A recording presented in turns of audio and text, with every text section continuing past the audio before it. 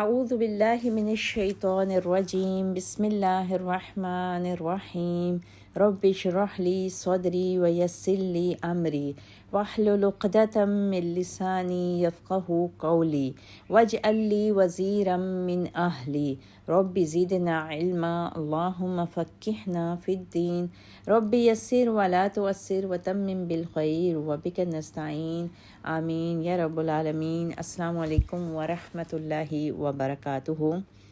عزیز ساتھیوں، ہم پارہ نمبر 30 کا آغاز کر چکے ہیں۔ 2 صورتوں کی ہم نے تفسیر مکمل کر لی تھی، سورۃ النبأ اور سورہ النازعات۔ آج ہم انشاءاللہ تعالی سورہ عبسہ کا مطالعہ کریں گے۔ سورۃ عبسہ کی 42 آیات ہیں اور یہ مکی صورت ہے۔ اس کے 7 پیراگراف ہیں۔ اس صورت کا مرکزی مضمون قرآن کی دعوت آخرت پر ایمان لا کر عمل صالح کرو، اور اہل استغنا یعنی لاپرواہ افراد جو کافر اور فاجر ہیں ان کو قرآن کی دعوت دی گئی ہے۔ اور سورت کے پہلے پیراگراف میں آداب دعوت بتائے گئے ہیں، دوسرے پیراگراف میں قرآن تذکرہ ہے، لہٰذا بے پرواہی کو چھوڑ کر اس پر ایمان لاؤ۔ تیسرے پیراگراف میں آخرت پر انفسی دلائل دیے گئے ہیں، اور چوتھے پیراگراف میں قرآن کے احکامات پر عمل کی دعوت دی گئی ہے۔ 5ویں پیراگراف میں اللہ تعالیٰ نے اپنی ربوبیت کے دلائل کے ذریعے آخرت پر استدلال کیا ہے۔ 6 پیراگراف میں مناظر قیامت بتائے گئے ہیں، اور 7ویں پیراگراف میں صالح مومنین اور فاجر کافرین کا انجام مختلف ہوگا، یہ بتایا گیا ہے۔ اس صورت کا زمانہ نزول بھی رسول اللہ صلی اللہ علیہ وسلم کے قیام مکہ کے دوسرے دور 4 تا 5 نبوی میں اعلان عام کے بعد یہ صورت نازل ہوئی، جب کفار کی مجلس میں حضرت عبداللہ ابن ام مکتوم سے بے اعتنائی کی گئی۔ پچھلی صورت نازعات میں طاغین اور اہل خشیت کے درمیان تقابل تھا۔ یہاں اس صورت عبسہ میں مومنین، صالحین اور کفرۃ الفجرہ یعنی بد کردار منکرین کے درمیان موازنہ ہے، یعنی انسانی کردار کی اہمیت پر یہاں پہ بتایا گیا ہے۔ اور سورۃ نازعات میں حضرت موسیٰ علیہ السلام کو حکم دیا گیا تھا کہ وہ فرعون کو تزکیہ نفس کی دعوت دیں۔ یہاں سورۃ عبسہ میں رسول اللہ صلی اللہ علیہ وسلم کو تسلی دی گئی ہے کہ اگر قریش کے سردار آپ کی دعوت تزکیہ کو مسترد کر دیتے ہیں تو آپ صلی اللہ علیہ وسلم پر اس کی کوئی ذمہ داری نہیں ہوگی، اور لیکن عین ممکن ہے کہ ایک نابینا آدمی میں اس دعوت تزکیہ کو قبول کرنے کی صلاحیت موجود ہو۔ سورت کا آغاز کرتے ہیں، بسم اللہ الرحمن الرحیم۔ عبس وتولی ان جاءہ العامی وما یدریک لعلہ یزکی او یذکر فتنفعہ الذکری اما من استغنی فانت لہ تصدی۔ وہ ترش رو ہوئے اور بے روحی کی کہ ان کے پاس ایک اندھا آیا، اور آپ کو کیا معلوم شاید وہ سنور جاتا اور نصیحت قبول کرتا تو نصیحت اسے فائدہ دیتی، مگر جو شخص بے پرواہی کرتا ہے تو آپ اس کی ہدایت کے لیے اس کے پیچھے پڑے ہیں۔ حالانکہ اگر وہ نہیں سنورتا تو آپ پر کوئی ذمہ داری نہیں، مگر جو شخص کوشش کر کے آپ کے پاس آیا ہے اور وہ ڈرتا ہے تو آپ اس سے غفلت برتتے ہیں، ایسا ہرگز نہیں چاہیے۔ یہ قرآن تو ایک نصیحت ہے، جو چاہے اسے یاد رکھے۔ وہ قابل احترام صحیفوں میں درج ہے جو بلند مقام پر رکھے ہیں اور پاکیزہ ہیں، ان کاتبوں کے ہاتھوں میں رہتے ہیں جو بڑے بزرگ اور نیکوکار ہیں۔ سورت کے آغاز میں ہی اللہ تعالیٰ نے ایک واقعے کی طرح کا ذکر کیا ہے۔ ایک دفعہ رسول اللہ صلی اللہ علیہ وسلم کی خدمت میں چند قریشی سردار بیٹھے تھے، اور آپ صلی اللہ علیہ وسلم انہیں اسلام کی دعوت دے رہے تھے۔ روایات میں ان کے نام عتبہ، شیبہ، ابو جہل، امیہ بن خلف اور ابی بن خلف ملتے ہیں۔ یہ لوگ بعد میں اسلام اور پیغمبر اسلام کے بدترین دشمن ثابت ہوئے، جس سے یہ معلوم ہوتا ہے کہ یہ صورت اس زمانے میں نازل ہوئی تھی جب قریشی سردار اسلام دشمنی کی حد تک نہیں پہنچے تھے، اور یہ سردار رسول اللہ صلی اللہ علیہ وسلم کے پاس آ کر ان کی باتوں کو کسی حد تک سنا کرتے تھے۔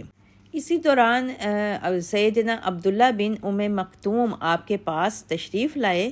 یہ عبداللہ بن مکتوم نابینا تھے، سیدہ خدیجہ رضی اللہ تعالی عنہ کے پھوپھی زاد بھائی تھے اور ابتدائی اسلام لانے والوں میں سے تھے۔ انہوں نے آتے ہی آپ صلی اللہ علیہ وسلم سے کسی آیت کا مطلب پوچھا، اور جو لوگ اس وقت آپ صلی اللہ علیہ وسلم کی مجلس میں بیٹھے تھے انہیں آپ دیکھ نہیں سکتے تھے۔ رسول اللہ صلی اللہ علیہ وسلم کو ناگوار محسوس ہوا، اور اس ناگواری کے اثرات آپ صلی اللہ علیہ وسلم کے چہرے پر بھی نمودار ہو گئے۔ آپ صلی اللہ علیہ وسلم نے سیدنا عبداللہ کی طرف کوئی توجہ نہ دی اور انہیں خاموش کرا دیا، جس کی وجہ یہ تھی کہ آپ صلی اللہ علیہ وسلم سیدنا عبداللہ کی طرف سے مطمئن تھے کہ وہ خالص مومن ہیں، انہیں بعد میں سمجھا لیں گے۔ سر دست اگر ان سرداروں میں سے کوئی ایک بھی اسلام کے قریب آ گیا تو اس سے اسلام کو خاصی تقویت پہنچ سکتی ہے۔ اسی وجہ سے آپ قریشی سرداروں سے ہی محو گفتگو رہے۔ اس وقت پھر یہ صورت نازل ہوئی۔ صورت کے انداز خطاب سے بظاہر ایسا معلوم ہوتا ہے کہ عتاب کا رخ رسول اللہ صلی اللہ علیہ وسلم کی طرف ہے، حالانکہ اس عتاب کے بیشتر حصے کا روئے سہن قریشی سرداروں کی طرف ہے۔ پھر آپ صلی اللہ علیہ وسلم پر جو کچھ عتاب نازل ہوا اس کا انداز بھی عجیب ہے۔ پہلی آیت میں در پردہ مخاطب کیا گیا ہے، اور تیسری آیت میں آپ صلی اللہ علیہ وسلم کو براہ راست مخاطب کیا گیا ہے، جس سے ایک تو کلام میں حسن پیدا ہو گیا اور دوسرے عتاب کے انداز کو انتہائی نرم کر دیا گیا ہے۔ اور اس عتاب میں آپ کے دعوت حق کی تبلیغ کے طریقہ کار پر تنقید کی گئی ہے کہ اصولاً اس دعوت کے لیے توجہ کا اولین مستحق وہ ہوتا ہے جو خود بھی ہدایت کا طالب ہو۔ اس واقعہ کے بعد آپ صلی اللہ علیہ وسلم سیدنا عبداللہ بن مکتوم سے بہت تعظیم و تکریم سے پیش آتے اور فرمایا کرتے، مرحبا بمن عتابنی فیہ ربی، خوش آمدید اس شخص کو جس کے بارے میں اللہ نے مجھ پر عتاب فرمایا۔ نیز آپ صلی اللہ علیہ وسلم نے مدنی زندگی میں کئی بار آپ رضی اللہ تعالیٰ عنہ کو مدینہ میں اپنا نائب اور حاکم بنایا جب آپ جہاد وغیرہ کے سلسلے میں مدینہ سے باہر جاتے تھے۔ آپ نبینہ ہونے کے باوجود جہاد میں عملاً حصہ لیا کرتے تھے، اور آپ رضی اللہ تعالیٰ عنہ دور فاروقی میں جنگ قادسیہ میں جہاد کرتے ہوئے شہید ہوئے۔ سبحان اللہ۔ لہٰذا اللہ تعالیٰ نے ان آیات میں آپ صلی اللہ علیہ وسلم اور امت مسلمہ کو یہ بتایا ہے کہ قرآن کی دعوت کو قبول کرنے والے افراد اور قرآن کی دعوت کو مسترد کرنے والے افراد کے ساتھ ایک داعی اور مبلغ کا رویہ مختلف ہونا چاہیے۔ دعوت قبول کرنے والا ہر شخص اہم ہوتا ہے، اور دعوت مسترد کرنے والا ہر شخص چاہے وہ کتنا ہی امیر اور با اثر کیوں نہ ہو، داعی کے لیے غیر اہم ہونا چاہیے۔ اور مزید اس حصے میں منکرین اسلام کی بے جا ناز برداری کی ممانعت کی گئی ہے۔ جو لوگ کبر و غرور اور ہٹ دھرمی میں مبتلا ہوں اور آپ صلی اللہ علیہ وسلم کی تعلیم و تذکیر سے مستغنا ہوں، ان متکبر سرداروں کے پیچھے پڑنے کی بجائے ان لوگوں کی طرف توجہ دینا چاہیے جو طالب حق ہیں اور اپنی اصلاح کے خواہش مند ہیں۔ پھر آگے آیت 4 میں کہا گیا او یذکر فتنفعہ الذکریٰ، کہ ہو سکتا ہے اسے نصیحت فائدہ دیتی، یعنی یہ عین ممکن تھا کہ وہ نبینہ آپ کی توجہ سے بہت زیادہ مستفید ہو جاتا، کیونکہ وہ طلب صادق لے کر آیا تھا، پھر آپ کی نصیحت پر عمل کر کے وہ اپنے نفس کو پاکیزہ بنا لیتا، اور آپ اس نابینا کو نظر انداز کر کے جن لوگوں سے ہدایت کا طمع رکھتے ہیں وہ ایسے ہیں کہ آپ صلی اللہ علیہ وسلم کی بات بھی یوں سنتے ہیں جیسے آپ صلی اللہ علیہ وسلم پر یا دین اسلام پر بہت بڑا احسان کر رہے ہیں۔ اس بات کو قبول کرنا تو دور کی بات ہے، ایسے لوگوں کو راہ راست پر لانا آپ صلی اللہ علیہ وسلم کی کوئی ذمہ داری نہیں۔ وما علیک الا یزکا، اگر وہ نہیں سنورتا تو آپ پر کوئی ذمہ داری نہیں۔ آپ صلی اللہ علیہ وسلم کی ذمہ داری تو صرف یہ ہے کہ آپ ان لوگوں تک اللہ کا پیغام پہنچا دیں۔ پھر آگے آیت میں کہا گیا وَأَمَّا مَنْ جَاءَكَ يَسْعَى، مگر جو شخص کوشش کر کے سعی کر کے آپ کے پاس آیا ہے، یعنی اندھا ہونے کے باوجود کوشش کر کے محض اسلام کی باتیں سمجھنے کے لیے وہ آپ تک پہنچا ہے، اس کا کوئی ہاتھ پکڑنے والا بھی نہیں تھا، اسے یہ بھی اندیشہ تھا کہ کہیں کسی گڑھے میں نہ گر جائے یا کسی چیز سے ٹکرا کر نہ گر پڑے، یا راہ میں اسلام دشمن لوگ اسے ستائیں تو وہ کیا کرے گا؟ محض وہ طالب حق کی خاطر اور اللہ سے ڈرتے ہوئے آپ صلی اللہ علیہ وسلم کے پاس پہنچا ہے، تو آپ کو اس کی محنت اور طلب صادق کی قدر کرنی چاہیے تھی اور اس کی طرف پہلے متوجہ ہونا چاہیے تھا۔ آیت 11 میں اللہ تعالیٰ نے فرمایا کَلَّا إِنَّهَا تَذْكِرَةٌ فَمَنْ شَاءَ ذَكَرَهُ۔ یہ قرآن تو ایک نصیحت ہے، جو چاہے اسے یاد رکھے۔ ذکرہ کا معنی یہ بھی ہو سکتا ہے کہ جو چاہے اس سے نصیحت حاصل کرے، اور یہ بھی ہو سکتا ہے کہ جو شخص چاہے قرآن کی نصیحت کی باتوں کا بار بار تذکرہ کرتا رہے، اور یہ بھی کہ قرآن کو زبانی یاد کر لے۔ غرض قرآن کو پڑھنا، اس کی نصیحت پر عمل کرنا اور اسے زبانی یاد کرنا سب بڑے اجر و ثواب کے کام ہیں۔ جیسا کہ حضرت عائشہ صدیقہ رضی اللہ تعالیٰ عنہ فرماتی ہیں کہ آپ صلی اللہ علیہ وسلم نے فرمایا جو شخص قرآن پڑھتا ہے اور وہ اس کا حافظ ہے، وہ قیامت کے دن لکھنے والے معزز فرشتوں کے ساتھ ہوگا، اور جو قرآن کو اٹک اٹک کر پڑھتا ہے اور پڑھنا اسے مشکل ہوتا ہے، اس کے لیے دوہرا اجر ہے۔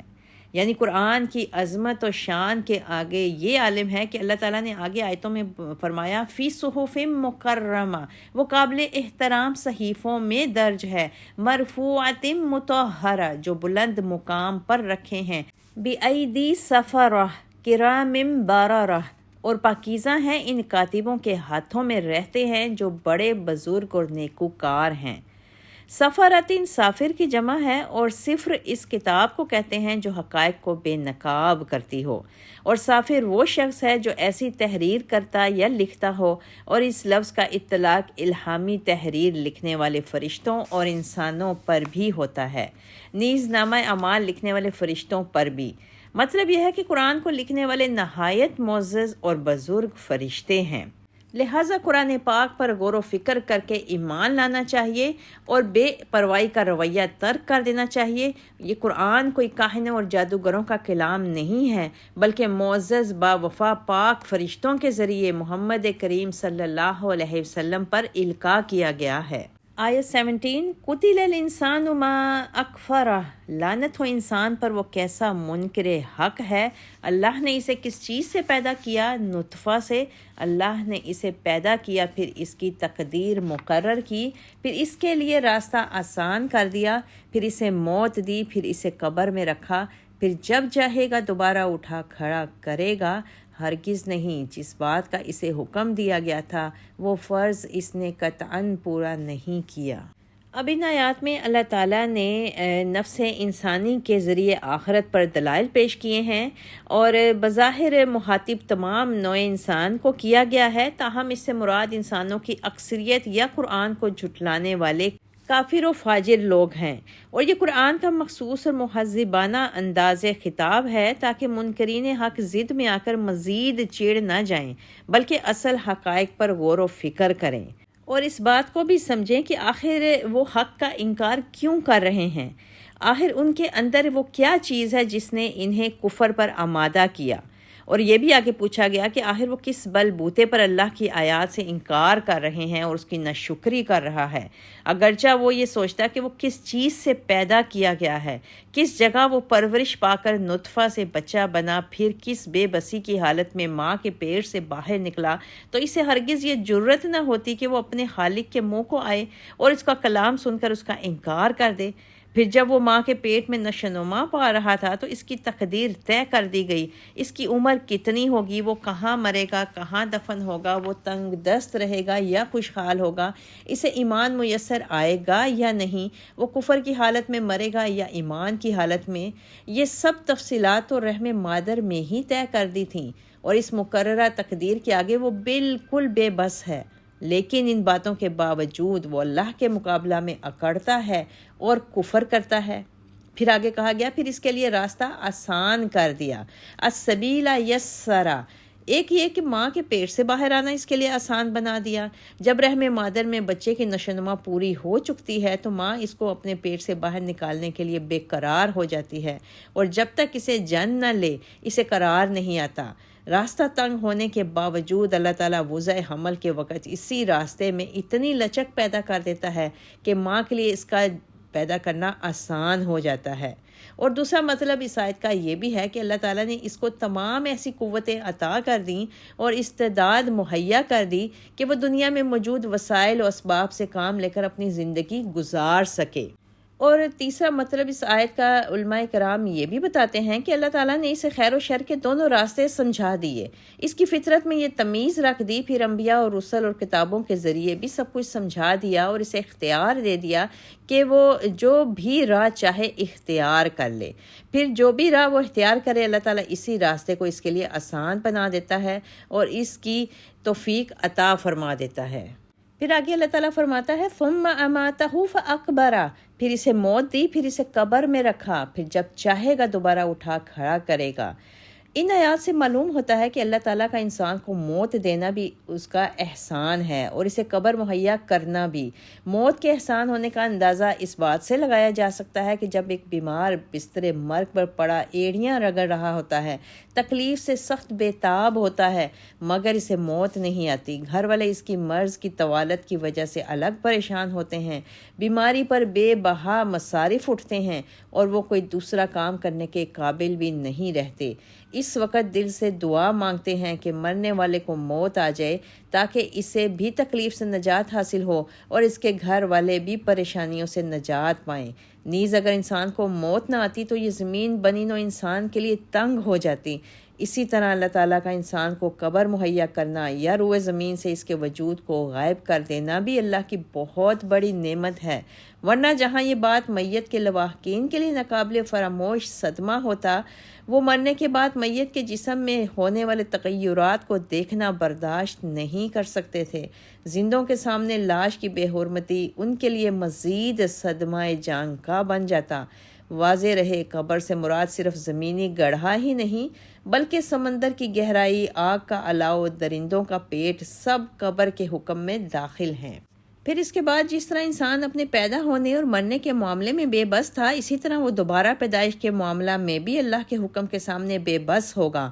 اسے نہ پیدا ہونے کے وقت یہ پوچھا گیا تھا کہ اگر تم پیدا ہونا چاہتے ہو تو کیا تمہیں پیدا کر دیں ورنہ نہ کریں، اور نہ موت کے وقت پوچھا گیا تھا کہ اگر تم چاہو تو تمہیں موت دے دیں ورنہ زندہ رہنے دیں۔ اسی طرح دوبارہ پیدا کرنے کے وقت بھی اس سے کچھ نہیں پوچھا جائے گا، اللہ جب چاہے گا اسے زندہ کر کے کھڑا کر دے گا۔ پھر آگے اللہ تعالیٰ نے فرمایا کلا لما یقدما امرہ، ہرگز نہیں، جس بات کا اسے حکم دیا گیا تھا وہ فرض اس نے قطعاً پورا نہیں کیا۔ یعنی انسان کو حکم تو یہ دیا گیا تھا کہ وہ اللہ کا فرما بردار بن کر رہے، اور یہ حکم اس کی فطرت میں بھی ودیت کر دیا گیا تھا، پھر اسے پیغمبروں اور کتابوں کے ذریعے بھی اللہ تعالیٰ نے ایسا حکم دیا۔ اگر وہ اپنے مندرجہ بالا حالات پر غور کرتا تو اس کے لیے اللہ کا فرما بردار بن کے رہنے کے سوا کوئی چارہ کار نہ تھا، مگر انسان حضرت نے ان تقاضوں کو مطلقاً پورا نہیں کیا۔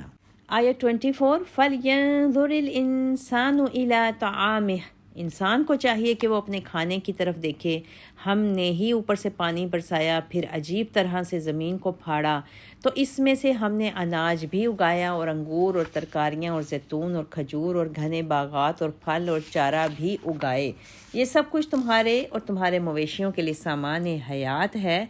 پھر جب کانوں کو بہرا کر دینے والی آ پہنچے گی تو آدمی اس دن اپنے بھائی سے بھاگے گا اور اپنے ماں اور باپ سے اور اپنی بیوی اور اپنے بیٹوں سے بھی بھاگے گا۔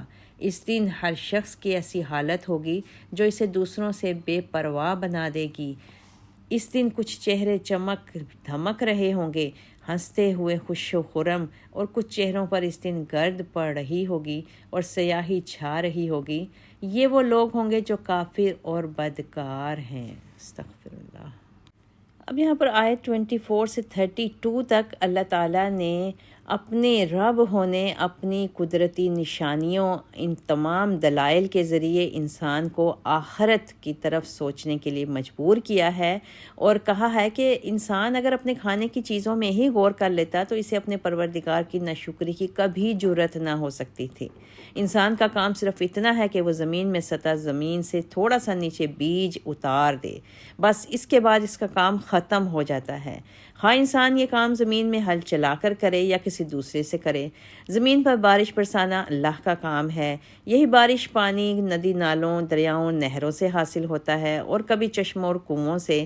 بہرحال وہ بارش کا پانی ہی جمع شدہ پانی ہوتا ہے جو اللہ کی طرف سے نازل کیا جاتا ہے۔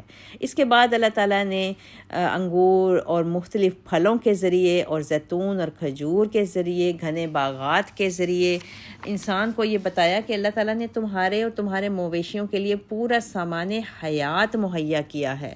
پھر کیا تم ان چیزوں پر غور و فکر کر کے اللہ کی اور آخرت کا اقرار کیوں نہیں کر لیتے؟ کیوں اللہ کا اور آخرت کا انکار کرتے ہو؟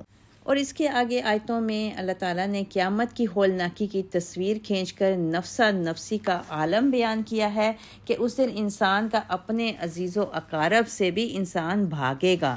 فَإِذَا جَاءَتِ الصَّاخَّةُ يَوْمَ يَفِرُّ الْمَرْءُ مِنْ أَخِيهِ وَأُمِّهِ وَأَبِيهِ وَصَاحِبَتِهِ وَبَنِيهِ کہ انسان اس دن جب کانوں کو بہرا کر دینے والی پہنچے گی تو آدمی اس دن اپنے بھائی سے بھاگے گا، اپنی ماں اور باپ سے، اپنی بیوی اور بیٹوں سے بھی بھاگے گا۔ انسان کا اپنے عزیز و اقارب سے بھاگنے کی دو وجوہات ہو سکتی ہیں۔ ایک یہ کہ ہر انسان اس وقت سخت مصیبت میں مبتلا ہوگا، وہ چاہے گا کہ اپنی امداد کے لیے اپنے عزیز و اقارب کو پکارے، لیکن وہ بھی اپنی اپنی مصیبت میں گرفتار ہوں گے۔ انہیں یہ خطرہ ہوگا کہ ہم تو خود مصیبت میں پڑے ہیں، کہیں یہ بھی ہمیں مدد کے لیے بلا نہ لے، اس لیے یہ ایک دوسرے سے دور بھاگنے کی کوشش کریں گے کہ کہیں ایک دوسرے کی نیکیاں نہ لینے کی کوشش کریں۔ اور دوسری طرف بالخصوص جو دوسری وجہ ہے وہ مجرموں سے تعلق رکھتی ہے کہ وہ اپنے عزیز و اقارب سے اس لیے بھی دور بھاگیں گے کہ دنیا میں تو وہ گناہ کے کاموں میں ایک دوسرے کے مددگار بنے رہے۔ آج ایک مجرم دوسرے کو یہ الزام نہ دینے لگے کہ میری گمراہی کا سبب تو تم ہی بنے تھے۔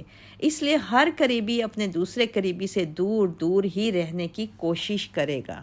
اس سے آگے آیت میں فرمایا گیا کہ اس دن ہر شخص کی ایسی حالت ہوگی جو اسے دوسروں سے بے پرواہ بنا دے گی، یعنی ننگے بدن اس دن حشر کے دن انسان نکلیں گے۔ ابن عباس رضی اللہ تعالیٰ عنہ کہتے ہیں کہ آپ صلی اللہ علیہ وسلم نے فرمایا، لوگ میدان حشر میں ننگے سر، ننگے بدن اور بے ختنہ اکٹھے کیے جائیں گے۔ ایک عورت سیدہ عائشہ رضی اللہ تعالیٰ عنہا نے پوچھا، کیا پھر وہ ایک دوسرے کے سطر نہ دیکھیں گے؟ آپ صلی اللہ علیہ وسلم نے فرمایا، اے فلاں عورت، اس دن ہر شخص کو اپنی اپنی پڑی ہوگی جو اسے دوسروں سے غافل کر دے گی۔ میدان حشر میں لوگ دو گروہوں میں بٹے ہوں گے اور ان کی علامات ان کے چہروں سے نمایاں ہوں گی۔ اللہ کے فرما برداروں کے چہرے حشاش بشاش کھلکھلاتے اور مسکراتے ہوئے ہوں گے، دل میں بھی مسرت کی لہر دوڑ رہی ہوگی اور کچھ لوگوں کے چہروں پر ہوائیاں اڑ رہی ہوں گی۔ رنگ فک اور چہرے بگڑے ہوئے اور بے رونق ہوں گے، اور یہ اللہ کے نافرمان اور بد کردار لوگ ہوں گے۔ گویا لوگ گروہوں میں بٹنے سے پہلے ہی پہچانے جا سکیں گے کہ کون شخص کس گروہ سے تعلق رکھتا ہے۔ وجوہ یومئذ مسفرہ ضاحکۃ مستبشرہ ووجوہ یومئذ علیہا غبرہ ترہقها قطرہ اولئک هم الکفرۃ الفجرہ۔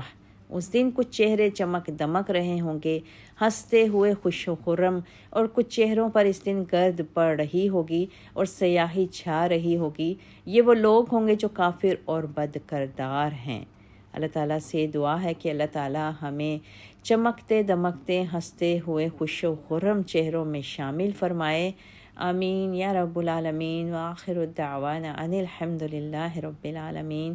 سبحان ربک رب العزۃ عما یصفون وسلام علی المرسلین والحمد للہ رب العالمین وما علینا الا البلاغ۔